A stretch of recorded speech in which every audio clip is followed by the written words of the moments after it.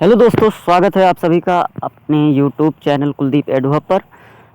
आप सभी दोस्तों का वेलकम, हार्दिक स्वागत करता हूं दोस्तों। तो आज के इस वीडियो में हम देखेंगे बीएससी 6 सेमेस्टर के केमिस्ट्री क्वेश्चन पेपर को सॉल्व करेंगे, जो कि पेपर सेकंड है दोस्तों, आप लोग देख सकते हैं।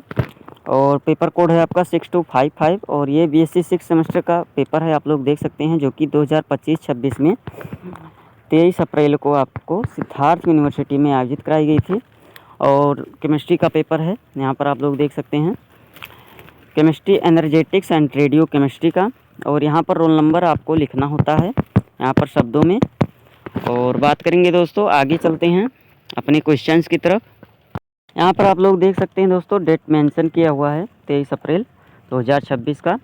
और यहाँ पर कुछ महत्वपूर्ण निर्देश दिए गए हैं, तो हर यूनिवर्सिटी का अपना स्पेसिफिक अलग होता है। अब हम बात करेंगे क्वेश्चन नंबर फर्स्ट की, जो कि आप लोग के सामने है। कह रहा है the first law of thermodynamics is based on, ऊष्मागतिकी का प्रथम नियम किस पर आधारित है? तो वो आपका कंजर्वेशन ऑफ एनर्जी पर आधारित है, यानी कि ऑप्शन नंबर ए आपका करेक्ट आंसर हो जाएगा। क्वेश्चन नंबर सेकंड पूछा गया था दोस्तों, इंटरनल एनर्जी इज ए/एन, यानी कि आंतरिक ऊर्जा क्या है? तो ये एक स्टेट फंक्शन है, इसलिए आपका ऑप्शन नंबर बी करेक्ट हो जाएगा क्वेश्चन नंबर सेकंड का। क्वेश्चन नंबर थर्ड पूछा गया था दोस्तों, at constant volume the heat exchange is equal to, यानी कि स्थिर आयतन पर परिवर्तित ऊष्मा का मान किसके बराबर होता है? तो वो आपका आंतरिक ऊर्जा परिवर्तन के बराबर होता है, यानी कि इंटरनल एनर्जी चेंज, यानी कि ऑप्शन नंबर सी इसका करेक्ट हो जाएगा क्वेश्चन नंबर थर्ड का। क्वेश्चन नंबर फोर्थ पूछा गया था दोस्तों, एंथैल्पी इज डिफाइंड एज, यानी कि एंथैल्पी को कैसे परिभाषित किया जाता है? तो ऑप्शन नंबर डी करेक्ट हो जाएगा, यू प्लस पी वी, यानी कि ऑप्शन नंबर डी करेक्ट हो जाएगा क्वेश्चन नंबर फोर्थ का। क्वेश्चन नंबर फिफ्थ पूछा गया था, the work done by a gas during an expansion eight constant pressure is given by, यानी कि स्थिर दाब पर किसी गैस के प्रसार के दौरान किया गया कार्य किससे व्यक्त किया जाता है? तो वो आपका व्यक्त किया जाता है दोस्तों W is equal to P delta V, यानी कि ऑप्शन नंबर बी करेक्ट हो जाएगा क्वेश्चन नंबर फिफ्थ का। क्वेश्चन नंबर सिक्स पूछा गया था दोस्तों, Joule's law states that internal energy depends on, यानी कि जूल का नियम का बताता है कि आंतरिक ऊर्जा किस पर निर्भर करती है? तो वो आपका टेम्परेचर पर डिपेंड करती है, इसलिए आपका ऑप्शन नंबर बी करेक्ट हो जाएगा क्वेश्चन नंबर सिक्स का। क्वेश्चन नंबर सेवंथ पूछा गया था दोस्तों, in isothermal expansion of an ideal gas, यानी कि आदर्श गैस के समतापी प्रसार में क्या होता है? ऑप्शंस आपके सामने हैं दोस्तों, तो इसका जो करेक्ट आंसर हो जाएगा शायद वो हो जाएगा delta U is equal to C P. Confirm नहीं है दोस्तों, आप लोग अपना आंसर कमेंट बॉक्स में बताएंगे, ये शायद मुझे गलत लग रहा है इसका आंसर। क्वेश्चन नंबर 8 पूछा गया था दोस्तों, work done in reversible isothermal expansion is, यानी कि प्रतिवर्ती समतापी प्रसार में किया गया कार्य क्या है? तो वो आपका NRT एलियन कोष्टक में B2/B1, यानी कि ऑप्शन नंबर ए बिल्कुल करेक्ट हो जाएगा क्वेश्चन नंबर 8 का। नंबर 9 पूछा गया था दोस्तों, if the heat absorbed at constant pressure is 500 joule then delta H will be, यानी कि स्थिर दाब पर 500 जूल उष्मा अवशोषित होने पर डेल्टा एच क्या होगा?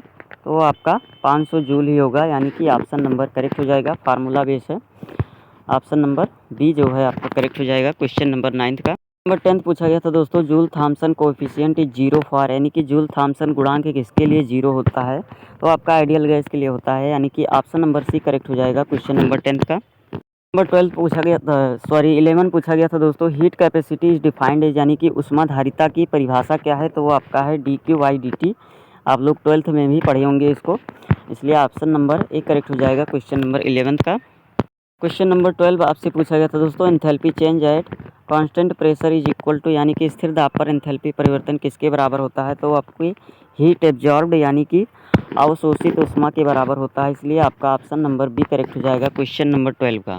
क्वेश्चन नंबर 13 पूछा गया था दोस्तों, in an adiabatic process Q is equal to 0 and work done is equal to 200, यानी कि 200 जूल, फाइंड डेल्टा यू, यानी कि एडियाबेटिक प्रेशर में Q इज इक्वल टू 0 किया गया कार्य 200 जूल, तो डेल्टा यू क्या होगा? तो इसका आंसर 0 हो जाएगा दोस्तों, यानी फार्मूला बेस्ड है, 0 में 200 का गुणा करेंगे तो 0 ही जाएगा, इसलिए ऑप्शन नंबर बी करेक्ट हो जाएगा क्वेश्चन नंबर 13 का। क्वेश्चन नंबर 4 आपके सामने है दोस्तों, पूछा गया था, इन एडियाबेटिक एक्सपेंशन क्या होता है दोस्तों? एडियाबेटिक प्रसार में क्या होता है? तो वो आपका टेम्परेचर डिक्रीज करता है शायद, इसका भी आंसर कंफर्म नहीं है दोस्तों, आप लोग कमेंट सेक्शन में बताएंगे, मेरी तरफ से तो डी सही है। क्वेश्चन नंबर 15 कह रहा है दोस्तों, work done in free expansion is यानी कि मुक्त प्रसार में किया गया कार्य क्या होता है? तो वो आपका होता है दोस्तों, तो क्वेश्चन नंबर 15 का आपका आंसर नंबर सी करेक्ट हो जाएगा मैक्सिमम, यानी कि ऑप्शन नंबर सी आपका करेक्ट हो जाएगा। आगे बढ़ते हैं दोस्तों। क्वेश्चन नंबर 16 कह रहा है calculate delta G at 300 kelvin if delta is equal to -1000 joule and delta S is equal to -2 joule per kelvin. तो इसका करेक्ट आंसर हो जाएगा दोस्तों, नंबर 16 का जो करेक्ट आंसर हो जाएगा दोस्तों वो हो जाएगा आपका ऑप्शन नंबर डी -400 जूल। इस सूत्र पर रखेंगे दोस्त आप लोग तो इसका आंसर मिल जाएगा। यहाँ पर सॉल्व नहीं किया जा सकता, वीडियो लेंदी हो जाएगा। 17 पूछा गया था दोस्तों हेस लॉ इज बेस्ड ऑन, यानी कि हेस का लॉ किस पर आधारित है? तो आपका फर्स्ट लॉ ऑफ थर्मोडायनेमिक्स पर आधारित है, यानी कि दोस्तों रिएक्शन कई चरणों में हो एंट्रोपी सेम रहती है, यानी कि एनर्जी कंजर्वेशन पर आधारित है फर्स्ट लॉ पे, इसलिए आपका ऑप्शन नंबर सी करेक्ट हो जाएगा क्वेश्चन नंबर 17 का। क्वेश्चन नंबर 18 पूछा गया था दोस्तों heat of neutralization of strong acid and strong base is approximately, यानी कि प्रबल अम्ल और प्रबल क्षार के उदासीनीकरण की ऊष्मा लगभग कितनी होती है? तो आपकी होती है दोस्तों 57 किलो जूल पर मोल, यानी कि ऑप्शन नंबर ए करेक्ट हो जाएगा क्वेश्चन नंबर 18 का। क्वेश्चन नंबर 19 पूछा गया था दोस्तों बॉन्ड डिसोसिएशन एनर्जी, यानी कि बंध विघटन ऊर्जा क्या होती है? तो वो आपकी होती है एग्जैक्ट एनर्जी दोस्तों, इसलिए आपका ऑप्शन नंबर ए करेक्ट हो जाएगा क्वेश्चन नंबर 19 का। क्वेश्चन नंबर 20 पूछा गया था दोस्तों किरचॉफ इक्वेशन रिलेटेड टू, यानी कि किरचॉफ का समीकरण किससे संबंधित है? तो आपका डेल्टा एच एंड टेम्परेचर से संबंधित है, इसलिए आपका ऑप्शन नंबर सी करेक्ट हो जाएगा क्वेश्चन नंबर 20 का। नंबर 21 पूछा गया था दोस्तों एन एक्जियोथर्मिक रिएक्शन है, यानी कि ऊष्माक्षेपी अभिक्रिया में क्या होता है? तो डेल्टा एच का मान जो होता है दोस्तों निगेटिव होता है, यानी कि 0 से कम होता है, इसलिए आपका ऑप्शन नंबर ए करेक्ट हो जाएगा क्वेश्चन नंबर 21 का। क्वेश्चन नंबर 22 आपके सामने है, पूछा गया था heat at constant volume is equal to, यानी कि दोस्तों स्थिर आयतन पर ऊष्मा किसके बराबर होती है? तो वो आपकी होती है दोस्तों डेल्टा डेल्टा एच के बराबर, इसलिए आपका ऑप्शन नंबर सी करेक्ट हो जाएगा क्वेश्चन नंबर 22 का।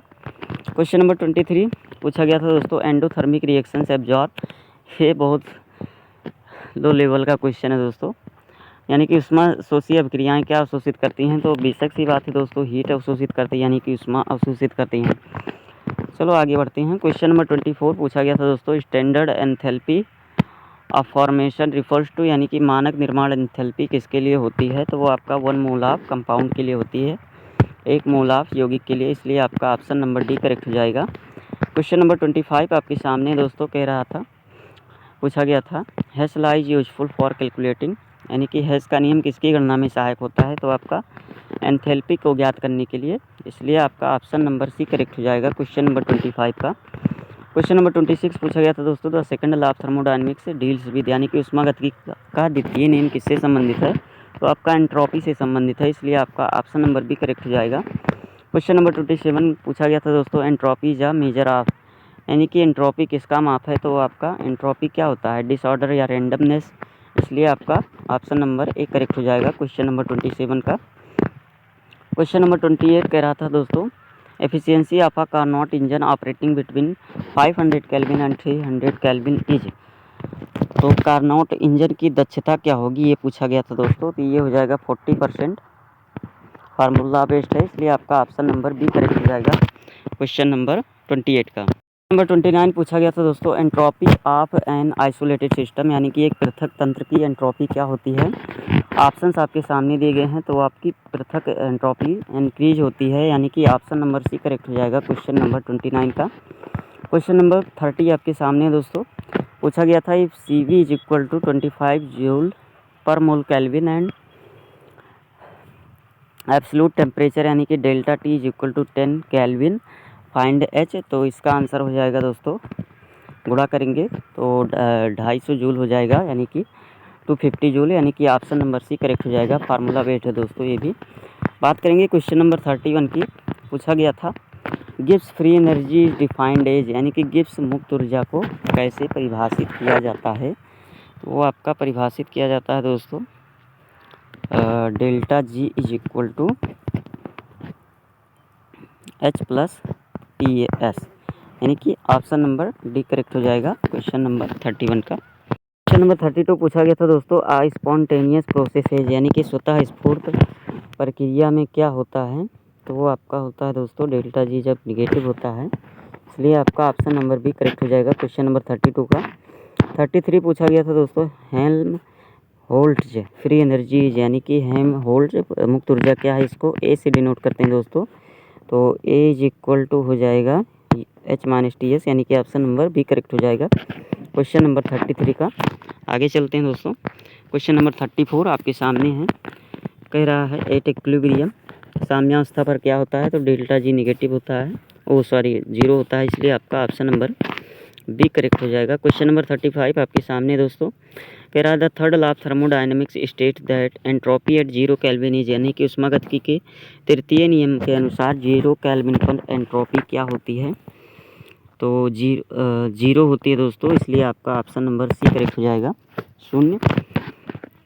आगे बढ़ते हैं दोस्तों क्वेश्चन नंबर 36 की तरफ। क्वेश्चन नंबर 36 कह रहा है दोस्तों, residual entropy arises due to यानी कि अवशिष्ट एंट्रोपी किसके कारण होती है? तो आपका डिसऑर्डर एट जीरो केल्विन यानी कि जीरो केल्विन पर अवस्था के कारण होती है, इसलिए आपका ऑप्शन नंबर डी करेक्ट हो जाएगा क्वेश्चन नंबर 36 का।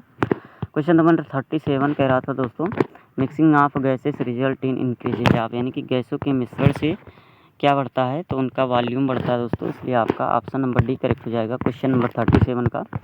क्वेश्चन नंबर 38 कह रहा था दोस्तों, नृष्ट थ्योरम इज रिलेटेड टू यानी कि नृष्ट परिमेय किससे संबंधित है?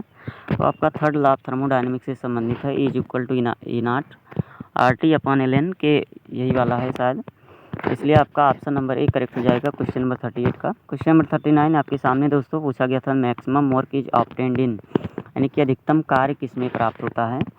तो अधिकतम कार्य जो प्राप्त होता है दोस्तों वो आपका रिवर्सिबल प्रोसेस में प्राप्त होता है, इसलिए आपका एडियाबेटिक प्रोसेस में, शायद इसमें कन्फ्यूजन है थोड़ा सा दोस्तों, आप लोग क्लियर करिएगा कमेंट सेक्शन में। आगे बढ़ते हैं दोस्तों, क्वेश्चन नंबर 40 आपके सामने है। पूछा गया था गिब्स एनर्जी डिपेंड्स ऑन यानी कि गिब्स ऊर्जा किस पर निर्भर करती है? तो आपका टेम्परेचर एंड प्रेशर पर निर्भर करती है, इसलिए आपका ऑप्शन नंबर बी करेक्ट हो जाएगा क्वेश्चन नंबर 40 का। क्वेश्चन नंबर 41 पूछा गया था दोस्तों, the unit of conductance is यानी कि चालकता की इकाई क्या है? तो सीमेंस है दोस्तों, यानी कि ऑप्शन नंबर सी करेक्ट हो जाएगा क्वेश्चन नंबर 41 का। क्वेश्चन नंबर 42 आपके सामने दोस्तों कह रहा है, कैलकुलेट पी के ए इफ़ के ए is equal to 1 × 10⁻⁻5।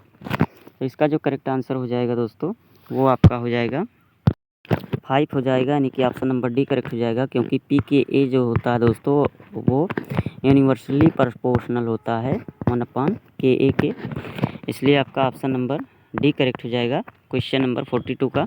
Question number 43 पूछा गया था दोस्तों, molar conductance increases with dilution for यानी कि मोलर चालकता किसके लिए तनु करने पर बढ़ती है? तो आपका वीक इलेक्ट्रोलाइट्स के लिए तनु करने पर बढ़ती है, इसलिए आपका ऑप्शन नंबर बी करेक्ट हो जाएगा क्वेश्चन नंबर 43 का।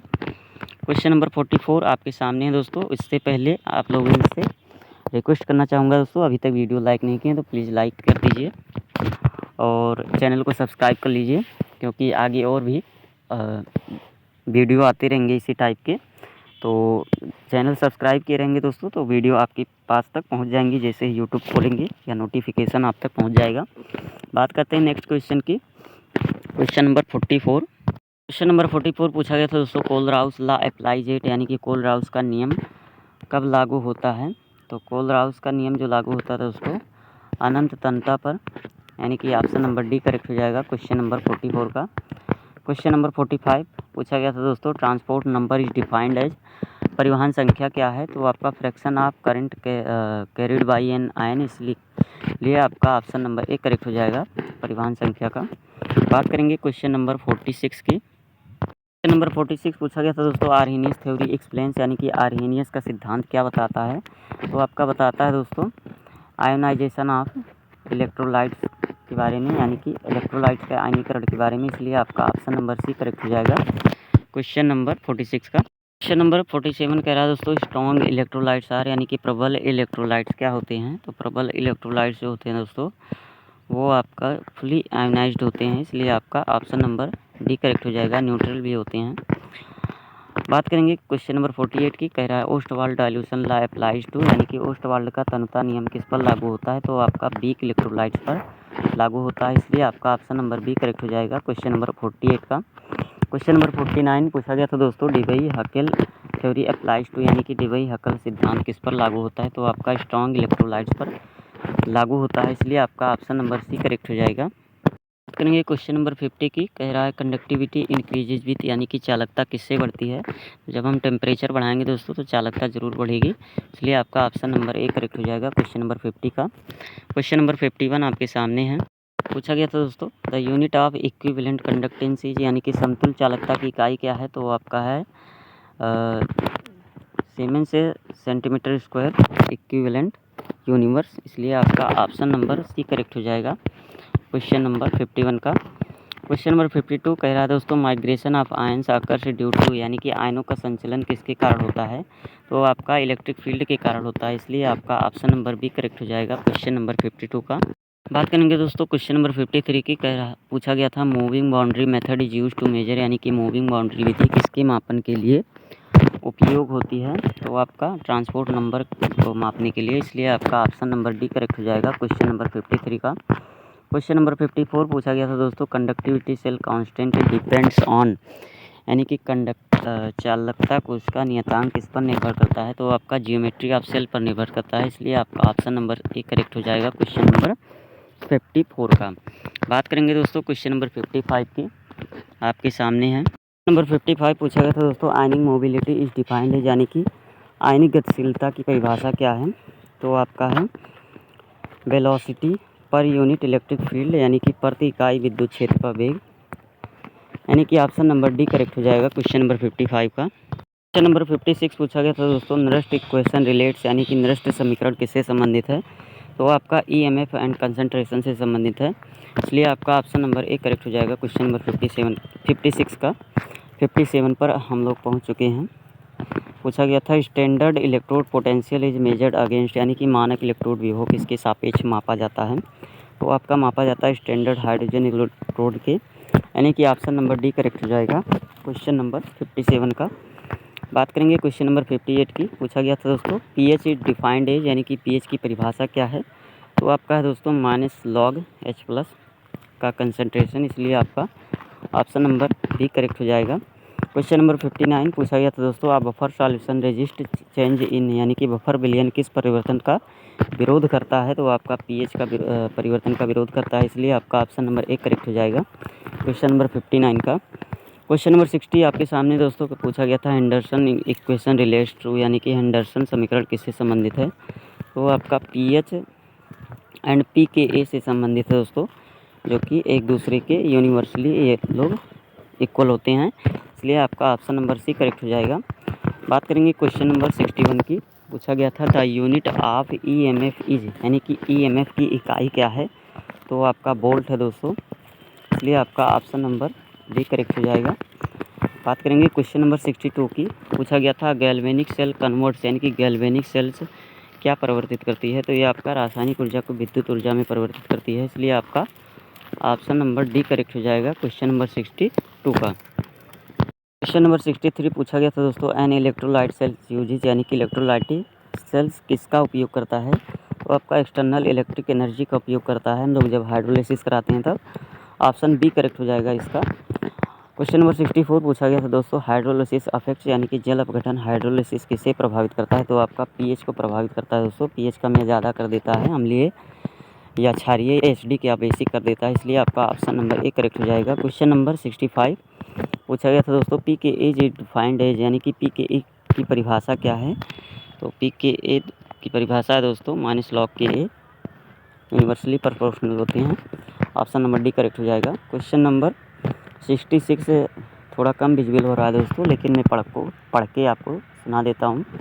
पूछा गया था ईएमएफ इंक्रीजेज विद, यानी कि ईएमएफ किससे बढ़ता है, तो आपका कंसंट्रेशन में डिफरेंस की वजह से बढ़ता है, इसलिए आपका ऑप्शन नंबर सी करेक्ट हो जाएगा क्वेश्चन नंबर 66 का।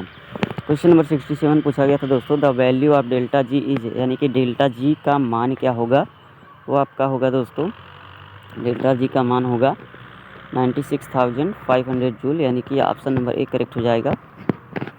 क्वेश्चन नंबर 68 पूछा गया था दोस्तों, रेडॉक्स रिएक्शन इन्वॉल्व्स यानी कि रेडॉक्स अपक्रिया में क्या होता है। तो इलेक्ट्रॉन का ट्रांसफ़र होता है। रेडॉक्स जैसा नाम से ही स्पष्ट है दोस्तों, RED से रिडक्शन और ऑक्स से मतलब ऑक्सीडेशन यानी कि इलेक्ट्रॉन का ट्रांसफ़र होगा। क्वेश्चन नंबर 69 पूछा गया था दोस्तों, the relation between delta G and EMF is यानी कि डेल्टा जी और EMF के बीच क्या संबंध है। तो ये तो सबको मालूम होता है दोस्तों, delta G is equal to -NFE ये फार्मूला होता है, आप लोग भी याद कर लीजिएगा। क्वेश्चन नंबर 70 पूछा गया था दोस्तों, बफर विलयन कंटेंट्स यानी कि बफर विलयन में क्या होता है। तो बी एसिड होता है और इसका साल्ट होता है, यानी कि ऑप्शन नंबर डी करेक्ट हो जाएगा क्वेश्चन नंबर 70 का। क्वेश्चन नंबर 71 पूछा गया था दोस्तों, फोटो केमिस्ट्री इन्वॉल्व्स फोटो प्रकाश रसायन किससे संबंधित है। तो नाम से ये स्पष्ट है दोस्तों, इसमें प्रकाश से संबंधित हम अध्ययन करेंगे, इसलिए आपका ऑप्शन नंबर बी करेक्ट हो जाएगा। क्वेश्चन नंबर 72 पूछा गया था दोस्तों, स्टार का आइंस्टीन लॉ स्टेट्स यानी कि स्टार आइंस्टीन नियम क्या कहता है।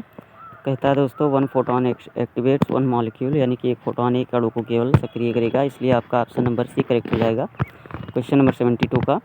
क्वेश्चन नंबर 73 कह रहा है दोस्तों, क्वांटम यील्ड रिप्रेजेंट्स यानी कि इसको फाई से डिनोट करते हैं दोस्तों। कह रहा है क्वांटम लब्धि क्या दर्शाती है। तो ये आपका रिएक्शन एफिशिएंसी दर्शाती है, इसका फार्मूला भी होता है, अभी आगे बताएंगे। फ्लोरोसेंस पूछा गया था दोस्तों कि फ्लोरोसेंस क्या है। ये आपका फास्ट एमिशन ऑफ लाइट है दोस्तों, जब उच्च ऊर्जा स्तर से नीचे उच्च ऊर्जा स्तर में आते हैं लाइट को एमिट करती है, तो उसी को फ्लोरोसेंस बोलते हैं, इसलिए आपका ऑप्शन नंबर डी करेक्ट हो जाएगा। क्वेश्चन नंबर 75 आपके सामने दोस्तों कह रहा है, if 100 photons produces 80 molecules quantum yield is यानी कि यदि 100 फोटॉन से 80 अणु बनते हैं तो क्वांटम उपज क्या होगी। यहाँ पर फाई का सूत्र लगेगा दोस्तों, और फाई इज इक्वल टू हो जाएगा दोस्तों, पर रख देंगे दोस्तों 80/100 यानी कि 0.8 आ जाएगा। तो इसका जो करेक्ट आंसर हो जाएगा दोस्तों ऑप्शन नंबर सी, सूत्र पे रख देंगे सीधे आंसर आ जाएगा। आगे बढ़ते हैं। क्वेश्चन नंबर 76 कह रहा है दोस्तों, जेवलॉन्स्की डायग्राम शोज यानी कि जेवलॉन्स्की आरेख क्या समझाता है। तो आपका एनर्जी स्टेट को दर्शाता है दोस्तों, इसलिए आपका ऑप्शन नंबर ए करेक्ट हो जाएगा। फोटो केमिस्ट्री से रिलेटेड है दोस्तों ये। क्वेश्चन नंबर 77 पूछा गया था दोस्तों, इंटरनल कन्वर्जन इज यानी कि आंतरिक रूपांतरण क्या है। तो वो आपका नॉन रेडिएटिव प्रोसेस है, यानी कि ऑप्शन नंबर डी करेक्ट हो जाएगा क्वेश्चन नंबर 77 का। बात करेंगे क्वेश्चन नंबर 78 की। पूछा गया था, फोटोसेंसिटाइजेशन इन्वॉल्व्स यानी कि प्रकाश संवेदन फोटोसेंसिटाइजेशन में क्या होता है। तो आपका होता है एनर्जी ट्रांसफ़र, इसलिए आपका ऑप्शन नंबर बी करेक्ट हो जाएगा क्वेश्चन नंबर 78 का। क्वेश्चन नंबर 79 आपके सामने दोस्तों कह रहा है, कोलिगेटिव प्रॉपर्टीज डिपेंड्स ऑन यानी कि अणुसंख्यक गुणधर्म किस पर निर्भर करते हैं। तो आपका किस पर निर्भर करते हैं दोस्तों, नंबर ऑफ पार्टिकल्स पर निर्भर करते हैं, इसलिए आपका ऑप्शन नंबर सी करेक्ट हो जाएगा क्वेश्चन नंबर 79 का। क्वेश्चन नंबर 80 पूछा गया था दोस्तों, राउल्ट्स लॉ अप्लाइज टू यानी कि राउल्ट्स का नियम किस पर लागू होता है। तो वो आपका आइडियल सॉल्यूशन पर लागू होता है, इसलिए आपका ऑप्शन नंबर डी करेक्ट हो जाएगा क्वेश्चन नंबर 80 का। क्वेश्चन नंबर 81 पूछा गया था दोस्तों, boiling point elevation occurs due to यानी कि क्वथनांक वृद्धि किसके कारण होती है। तो आपका एडिशन ऑफ सॉल्यूट के कारण होती है, इसलिए आपका ऑप्शन नंबर ए करेक्ट हो जाएगा क्वेश्चन नंबर 81 का। क्वेश्चन नंबर 82 पर हम लोग पहुंच चुके हैं दोस्तों। इससे पहले आप लोग अगर अभी तक वीडियो लाइक नहीं की तो वीडियो को लाइक कर लीजिए और चैनल को सब्सक्राइब जरूर कर लीजिए, ताकि आप तक नेक्स्ट वीडियो तुरंत पहुंच जाए। बात करेंगे 82 नंबर के क्वेश्चन की। बोला जा रहा है, freezing point depression depends on यानी कि हिमांक और नमन किस पर निर्भर करता है। तो आपका दोस्तों मोलैलिटी पर निर्भर करता है, यानी कि मोललता पर, इसलिए आपका ऑप्शन नंबर डी करेक्ट हो जाएगा। क्वेश्चन नंबर 83 पूछा गया था दोस्तों, ऑस्मोसिस इन्वॉल्व्स यानी कि परासरण में क्या होता है। तो फ्लो ऑफ सॉल्वेंट यानी कि विलायक का प्रवाह होता है दोस्तों, इसलिए आपका ऑप्शन नंबर सी करेक्ट हो जाएगा क्वेश्चन नंबर 83 का। क्वेश्चन नंबर 84 पूछा गया था दोस्तों, वांट हाफ फैक्टर इंडिकेट्स यानी कि वांट हाफ गुणांक जो होता है वो क्या दर्शाता है। तो आपका एसोसिएशन या डिसोसिएशन को दर्शाता है, इसलिए आपका ऑप्शन नंबर डी करेक्ट हो जाएगा क्वेश्चन नंबर 84 का। क्वेश्चन नंबर 85 आपके सामने दोस्तों पूछा गया था, abnormal molar mass arises due to यानी कि असमान मोलर द्रव्यमान किसके कारण होता है। तो आपका एसोसिएशन के कारण होता है दोस्तों, इसलिए आपका ऑप्शन नंबर ए करेक्ट हो जाएगा क्वेश्चन नंबर 85 का। क्वेश्चन नंबर 86 आपके सामने दोस्तों पूछा गया था, एड्जॉर्प्शन इज यानी कि अवशोषण क्या है, तो ये आपका एक सरफेस फिनोमेनन है, इसलिए आपका ऑप्शन नंबर डी करेक्ट हो जाएगा क्वेश्चन नंबर 86 का। क्वेश्चन नंबर 87 पूछा गया था दोस्तों, फ्रेंडलीज आइसोथर्मीज यानी कि फ्रेंडलीज समतापी क्या है, तो आपका एम्पायरिकल है यानी कि अनुभवजन्य है एक, इसलिए आपका ऑप्शन नंबर बी करेक्ट हो जाएगा। क्वेश्चन नंबर 88 आपके सामने दोस्तों पूछा गया था, लैंग मुइर थ्योरी एज्यूम्स यानी कि लैंग मुइर सिद्धांत क्या मानता है, ये आपका मानता है दोस्तों कि मोनोलेयर एडजॉर्प्शन होता है, इसी से संबंधित है, इसलिए आपका ऑप्शन नंबर डी करेक्ट हो जाएगा। क्वेश्चन नंबर 89 आपके सामने दोस्तों पूछा गया था, Tyndall effect is shown by यानी कि टिंडल प्रभाव किस में देखा जाता है, तो वो आपका कोलाइड्स में देखा जाता है दोस्तों। कोलाइड के कण जो होते हैं प्रकाश को अपने मार्ग से भटका देते हैं, जंगलों में भी देखा जाता है। आप लोग इसको 10-12 से ही पढ़ रहे हैं, इसलिए आपका ऑप्शन नंबर सी करेक्ट हो जाएगा। क्वेश्चन नंबर 90 पूछा गया था दोस्तों, what can be with the possible boiling point elevation यानी कि संभावित क्वथनांक वृद्धि क्या हो सकती है, वो आपका हो सकती है दोस्तों 1.5 केल्विन, यानी कि ऑप्शन नंबर सी करेक्ट हो जाएगा क्वेश्चन नंबर 90 का। क्वेश्चन नंबर 91 पूछा गया था दोस्तों, the half life of a radio active substances यानी कि रेडियोधर्मी पदार्थ की अर्ध आयु क्या है, वो आपका है दोस्तों time for half of the atoms to decay यानी कि आधे परमाणुओं के विघटन का समय है, इसलिए आपका ऑप्शन नंबर डी करेक्ट हो जाएगा क्वेश्चन नंबर 91 का। क्वेश्चन नंबर 92 आपके सामने दोस्तों पूछा गया था, the relation between half life and decay constant is यानी कि अर्ध आयु और क्षय नियतांक का संबंध क्या है, तो वो आपका है 0.693 अपॉन लेमडा, यानी कि ऑप्शन नंबर बी करेक्ट हो जाएगा क्वेश्चन नंबर 92 का। क्वेश्चन नंबर 93 पूछा गया था दोस्तों, इन बीटा निगेटिव डिके यानी कि बीटा निगेटिव क्षय में क्या होता है, तो ये आपका proton plus electron plus anti neutrino होता है, इसलिए आपका ऑप्शन नंबर डी करेक्ट हो जाएगा क्वेश्चन नंबर 93 का। क्वेश्चन नंबर 94 पर हम लोग पहुंच चुके हैं दोस्तों। पूछा गया था, dot dot dot is not emitted during radio decay यानी कि रेडियोधर्मी क्षय में कौन नहीं निकलता, तो वो आपका नहीं निकलता है दोस्तों, प्रोटॉन नहीं निकलता, इसलिए आपका ऑप्शन नंबर ए करेक्ट हो जाएगा क्वेश्चन नंबर 94 का। क्वेश्चन नंबर 95 आपके सामने दोस्तों पूछा गया था, SI unit of radio activities यानी कि रेडियोधर्मिता की एसआई इकाई क्या है, तो वो आपका बैकरल है, इसलिए आपका ऑप्शन नंबर बी करेक्ट हो जाएगा क्वेश्चन नंबर 95 का। क्वेश्चन नंबर 96 आपके सामने दोस्तों पूछा गया था, फ्रैक्शन रिमेनिंग आफ्टर 19 डेज यानी कि 90 दिनों बाद शेष अंश का क्या होगा, तो पहले फिर ये होगा दोस्तों 1/8 यानी कि ऑप्शन नंबर सी करेक्ट हो जाएगा क्वेश्चन नंबर 96 का। क्वेश्चन नंबर 97 आपके सामने दोस्तों। क्वेश्चन नंबर 97 पूछा गया था दोस्तों, रेडियो एक्टिव डिके फॉलोज यानी कि रेडियोधर्मी क्षय किस प्रकार का होता है, ये आपका फर्स्ट ऑर्डर काइनेटिक्स होता है, इसलिए आपका ऑप्शन नंबर डी करेक्ट हो जाएगा क्वेश्चन नंबर 97 का। क्वेश्चन नंबर 98 पूछा गया था दोस्तों, डिके कांस्टेंट रिप्रेजेंट्स यानी कि क्षय नियतांक क्या दर्शाता है, ये आपका probability of decay per unit time यानी कि ऑप्शन नंबर ए करेक्ट हो जाएगा क्वेश्चन नंबर 98 का। क्वेश्चन नंबर 99 पूछा गया था दोस्तों, quantity remaining after 2 half lives यानी कि 2 अर्ध आयु के बाद शेष मात्रा क्या है, तो एक बार आधा करेंगे दोस्तों 1/2 हो जाएगा, फिर आधा करेंगे तो ये खिसक के नीचे चला आएगा 2 यानी कि हो जाएगा 1/4 यानी कि ऑप्शन नंबर सी करेक्ट हो जाएगा क्वेश्चन नंबर 99 का। क्वेश्चन नंबर 100 और इस क्वेश्चन पेपर का लास्ट क्वेश्चन, उम्मीद है कि आपने वीडियो एंड तक देखा होगा और वीडियो को लाइक किया होगा दोस्तों, चैनल को सब्सक्राइब जरूर किए होंगे। इसी आशा में वीडियो को समाप्त करते हैं 100 नंबर के क्वेश्चन के साथ, जो कि पूछा गया था, गामा रेज आर यानी कि गामा किरणें क्या होती हैं, तो ये होती हैं दोस्तों इलेक्ट्रोमैग्नेटिक रेडिएशन होती हैं ये, तो इसलिए आपका ऑप्शन नंबर डी करेक्ट हो जाएगा क्वेश्चन नंबर 100 का। उम्मीद है दोस्तों कि आपको वीडियो पसंद आया होगा। 100 क्वेश्चन टोटल हम लोग डिस्कस किए हैं इसमें, वो भी BSc 6 सेमेस्टर के। आप लोग वीडियो को लाइक ज़रूर कीजिएगा, चैनल को सब्सक्राइब ज़रूर कीजिएगा, अपने दोस्तों में ज़रूर शेयर करिएगा दोस्तों, जिन लोग का एग्ज़ाम है या जिन लोग का एग्ज़ाम हो गया है, इसी क्वेश्चन पेपर के साथ मिलान कर लेंगे। अगर यही क्वेश्चन पेपर हुआ है तो सिद्धार्थ यूनिवर्सिटी के आप लोग स्टूडेंट्स हैं। मिलते हैं नेक्स्ट वीडियो में दोस्तों, तब तक आप सभी को दिल से थैंक यू, और मिलते हैं नेक्स्ट वीडियो में।